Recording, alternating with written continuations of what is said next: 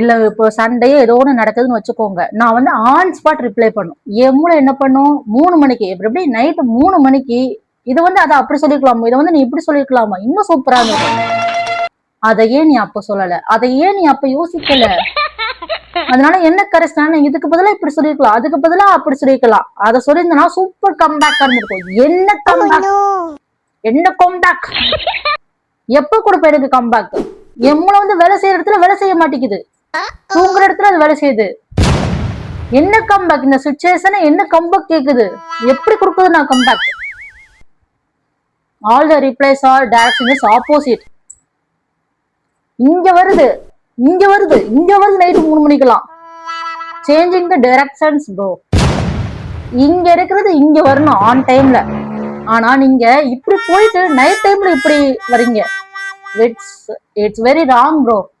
ஆக்சுவலா இதெல்லாம் சொல்றதுக்கு போல சிம்பிளா மட்டும் மூடிட்டு போன்னு சொல்லிக்கலாம். ஆனா மூடிக்கிட்டு வந்து நானு